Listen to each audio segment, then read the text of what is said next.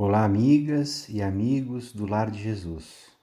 Sejam todos bem-vindos a mais esta reflexão do Evangelho.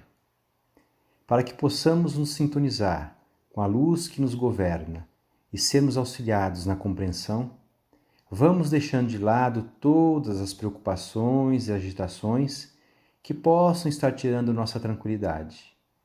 Que possamos chegar em pensamento ao nosso Pai, Criador de todos nós, fonte eterna de amor e luz.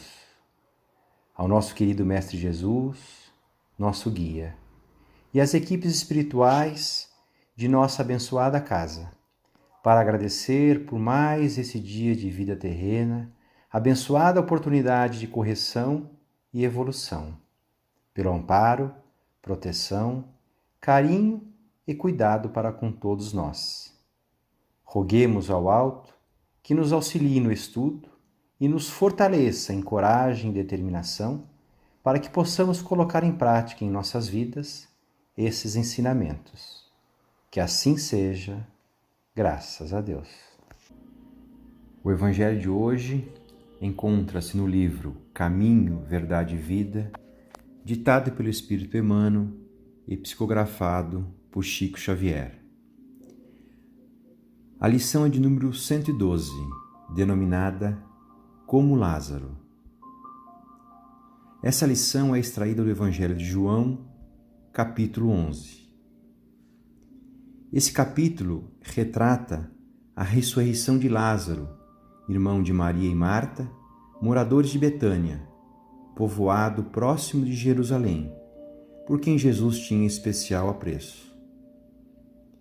Cuida da ressurreição material, do retorno à vida humana daquele que havia morrido há 4 dias. Embora esta passagem tenha se afigurado como mais um sinal do grandioso poder de Jesus, a permitir que o reconhecessem como o Messias, Filho de Deus que veio ao mundo ensinar o caminho para se chegar ao Pai, certo é que o retorno do espírito de Lázaro ao seu corpo físico representou para todos nós maravilhosa lição.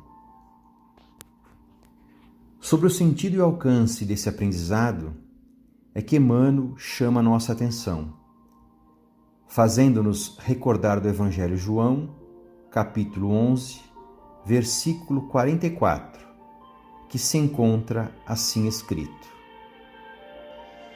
E o defunto saiu, tendo as mãos e os pés ligados com faixas e o seu rosto envolto num lenço. Disse-lhes Jesus: Desligai-o e deixai-o ir. Veremos que Emmanuel relaciona a ressurreição de Lázaro, dadas as circunstâncias em que se efetivou, à bendita reencarnação a que todos os filhos de Deus têm ao seu alcance como uma nova oportunidade de correção e ascensão espiritual. Esclarece Emmanuel que o regresso de Lázaro à vida ativa representa grandioso símbolo para todos os trabalhadores da terra, ou seja, para todos nós que ainda lutamos contra as más inclinações que nos afastam das leis de Deus, leis essas que regem todo o universo. A rebeldia, a inveja, a vaidade, o orgulho e o egoísmo são alguns exemplos de sofrimentos e manifestações que acusam o desequilíbrio do espírito que anima nosso corpo físico, representando causa de nossas aflições. Infelicidades essas que, como descrito no capítulo 5 do Evangelho segundo o Espiritismo, resultam de nossas atitudes praticadas na vida presente e em existências anteriores. Lá está posto para reflexão: quantos homens caem por sua própria culpa? Quantos são vítimas de sua imprevidência, de seu orgulho e de sua ambição? Quantos se arruinam por falta de ordem, de perseverança, pelo mau proceder, ou por não terem sabido limitar seus desejos. Quantas uniões infelizes, porque resultaram de um cálculo de interesse ou de vaidade, e nos quais o coração não tomou parte alguma. Quantas doenças e enfermidades decorrem da intemperança e dos excessos de todo gênero. Quantos pais infelizes com seus filhos, porque não lhes combateram desde o princípio as más tendências. Interroguem friamente suas consciências e verifiquem se, no mais das vezes, não poderão dizer: se eu houvesse feito ou deixado de fazer tal coisa, não estaria em semelhante condição.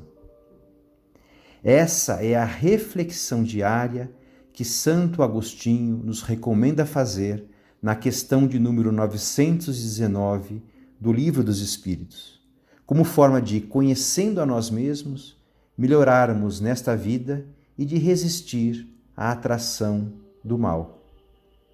Agora, se nada fizermos nesta existência para suportar os padecimentos que nos cercam, é porque expiamos e resgatamos dívidas passadas. Tudo conforme a lei de causa e efeito, parte integrante da justiça divina que ninguém pode escapar. Nesse sentido, continua Emmanuel dizendo que os criminosos arrependidos, os pecadores que se voltam para o bem e os que trincaram o cristal da consciência, entendem a maravilhosa característica do verbo recomeçar. De há muito sabemos que não apenas eternas, o céu e o inferno retratado pelas religiões menos avisadas. Duas regiões que separariam indefinidamente os bons e os maus. Na questão de número 1006 do Livro dos Espíritos, Kardec indaga se poderão durar eternamente os sofrimentos do espírito. A resposta que nos é dada é a seguinte: poderiam, se ele, o espírito, pudesse ser eternamente mau, isto é, se jamais se arrependesse e melhorasse, sofreria eternamente. Mas Deus não criou seres tendo por destino permanecerem voltados perpetuamente ao mal. Apenas os criou a todos simples e ignorantes, tendo todos, no entanto, que progredir em tempo mais ou menos longo, conforme o decorrer da vontade de cada um. Mais ou menos tardia pode ser a vontade, do mesmo modo que há crianças mais ou menos precoces. Porém, cedo ou tarde, ela aparece, por efeito da irresistível necessidade que o espírito sente de sair da inferioridade e de se tornar feliz.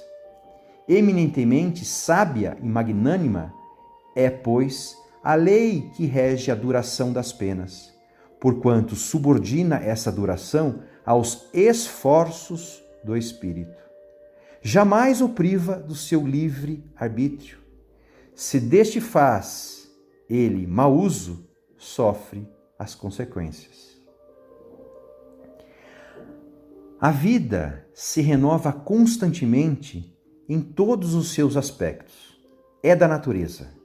As 4 estações do ano renovam o clima e preparam ambientes propícios para o plantio e a colheita, para a reprodução de pássaros, insetos e animais. Os frutos são colhidos e logo a árvore se prepara para fazer brotar outros. Não podia ser diferente conosco, parte integrante da natureza. Cada dia é um novo dia, com novas oportunidades de se corrigir os equívocos de ontem e estabelecer um horizonte mais radiante, como o sol que nos ilumina, aquece e faz brotar esperança de um futuro de paz e alegria. Não à toa que Jesus afirma a Nicodemos, no Evangelho de João, capítulo 3, versículos 1 a 8, que não pode ver o reino de Deus senão aquele que renascer de novo. A reencarnação é a bendita oportunidade que a providência divina concede para a nossa renovação moral e intelectual, para o nosso aperfeiçoamento espiritual, como bem é explicado na questão de número 166 e seguintes do Livro dos Espíritos e no capítulo 4 do Evangelho segundo o Espiritismo. Esclarece Emmanuel que Lázaro não podia ser feliz tão só por revestir-se novamente da carne perecível, mas sim pela possibilidade de reiniciar a experiência humana com valores novos. Lázaro, espírito rebelde, acreditava que a libertação do seu povo dos domínios romanos viria pela espada. Em razão disso, cometeu desatinos de várias ordens na busca do reino de Deus. Sua consciência o acusava e, por isso, teria dificuldades de recomeçar. No entanto, lembra Emmanuel que Jesus, compadecido, exclamou para o mundo: desligai-o, deixai-o ir. Exalta Emmanuel que essa passagem evangélica é assinalada de profunda beleza, porque o Cristo lhe permitiu o desligamento dos laços criminosos com o pretérito, deixando-o encaminhar-se de novo às fontes da vida humana, de maneira a reconstituir e santificar os elos de seu destino espiritual, na dádiva suprema de começar outra vez. Tal como se passou com Lázaro, todos nós somos agraciados com a bendita oportunidade de recomeçar. A cada nova existência em que nosso espírito experimenta nova roupagem, nova posição social e novos relacionamentos, temos a oportunidade do amadurecimento emocional, moral e intelectual, conforme bem aproveitamos as vicissitudes da vida para o nosso aprendizado sereno e responsável, que nos fortalece em espírito. E, na labuta evolutiva, acentua Emmanuel, cada vez que o espírito alcança do Mestre Divino a oportunidade de regressar à Terra, ei-lo desenfaixado dos laços vigorosos, exonerado da angústia, do remorso e do medo. O esquecimento dos equívocos do passado é o remédio necessário para aprendermos a amar os antigos adversários e darmos seguimento ao nosso destino espiritual, que é a perfeição e a suprema felicidade que nos permitirá aproximarmos de Deus, conforme expressa o Livro dos Espíritos nas questões de números 11, 177 e 333. Hoje somos o fruto de nossas existências anteriores, o melhor que conseguimos ser. Portanto, o que vale é o agora e o que faremos a partir de agora na busca de um futuro melhor. Que a luz, a paz e o amor do Mestre Jesus estejam presentes em nossas vidas cada dia mais. Que assim seja, graças a Deus.